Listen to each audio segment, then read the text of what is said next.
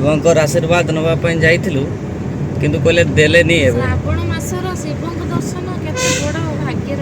ଆଚ୍ଛା, ଶ୍ରାବଣ ମାସରେ ଶିବଙ୍କ ଦର୍ଶନ କେତେ ବଡ଼ ଭାଗ୍ୟର କଥା, କିନ୍ତୁ ସେ ଆଶୀର୍ବାଦ ଦେଲେନି। କହିଲେ 16ଟା ସୋମବାର କର ତାପରେ ଆଶୀର୍ବାଦ ଦେବି।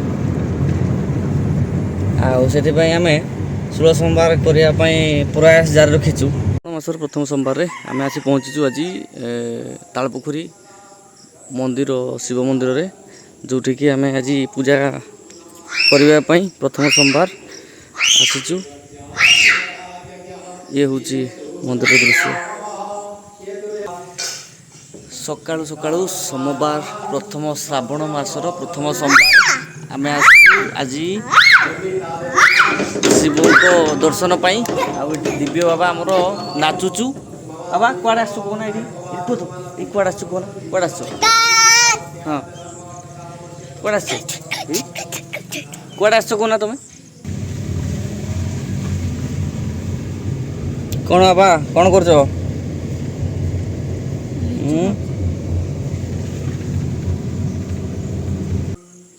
ଏଇଠି ଦିବ୍ୟ ବାବା କ'ଣ କରୁଛ ତମେ?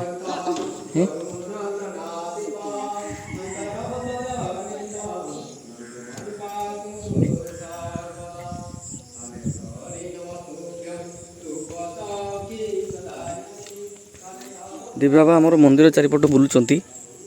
ଆଉ ଇଏ ହେଉଛି ମନ୍ଦିର ପଛପଟର ଦୃଶ୍ୟ। ବିଲ, ପାହାଡ଼, ବନାନୀ ଘେରା। ଇଏ ହେଉଛି ତାଳପୋଖରୀର ମନ୍ଦିର ଆଉ ତା ପାର୍ଶ୍ୱବର୍ତ୍ତୀ ଜାଗା। ଏଇ ବାବା, ଦିବ୍ୟ ବାବା ଏଇଠି ମନ୍ଦିର ଉପରକୁ ଚାହିଁକି ଅନଉଛନ୍ତି ମୟୂର କେଇଠି ଅଛି। କ'ଣ କରୁଛ ବାବା ଏଇଠି? ବାବା କ'ଣ କରୁଛ? କୁଆଡ଼େ ଯାଉଛ?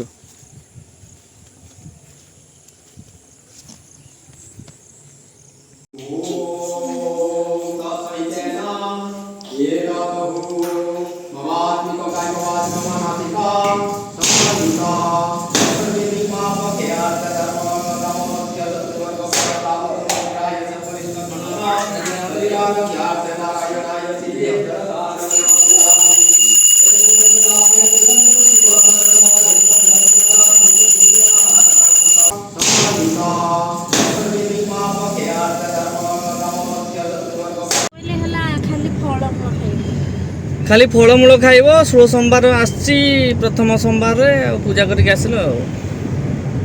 ଖାଲି ଫଳମୂଳ ଆଉ, ଖାଲି ଫଳମୂଳ ଖାଲି ଖାଇବ। ବାବା କହୁଛି ମାଛ ଖାଇବ। ଆଉ ଆମେ ଏବେ ଫେରୁଛୁ।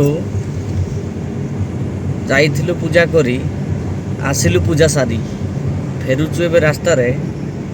ଆଉ ଦେଖିବ ଭେଟଘାଟ ହେଲା ଶିବଙ୍କ ସାଙ୍ଗେ। ତାପରେ ଏବେ ଫେରିଲୁ, ପୁଣି ଆର ସୋମବାର ଭେଟଘାଟ ହେବ ଶିବଙ୍କ ସାଙ୍ଗେ। ତ ଶିବଙ୍କର ଆଶୀର୍ବାଦ ନେବା ପାଇଁ ଯାଇଥିଲୁ କିନ୍ତୁ କହିଲେ ଦେଲେନି ଏବେ। ଶ୍ରାବଣ ମାସର ଶିବଙ୍କ ଦର୍ଶନ କେତେ ବଡ଼ ଭାଗ୍ୟର। ଆଚ୍ଛା, ଶ୍ରାବଣ ମାସରେ ଶିବଙ୍କ ଦର୍ଶନ କେତେ ବଡ଼ ଭାଗ୍ୟର କଥା, କିନ୍ତୁ ସେ ଆଶୀର୍ବାଦ ଦେଲେନି।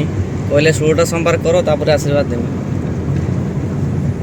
ଆଉ ସେଥିପାଇଁ ଆମେ 16 ସୋମବାର କରିବା ପାଇଁ ପ୍ରୟାସ ଜାରି ରଖିଛୁ। ଆଉ ବର୍ତ୍ତମାନ ବହି ନିହାତି ସନ୍ଧ୍ୟାବେଳକୁ ଦରକାର। ବହି ଆଣିବା ପାଇଁ ନନା ଆମର କହିଲେ। ଆଉ ବାକି ତାପରେ ଦେଖିବା କ'ଣ ହେଉଛି ଆଉ।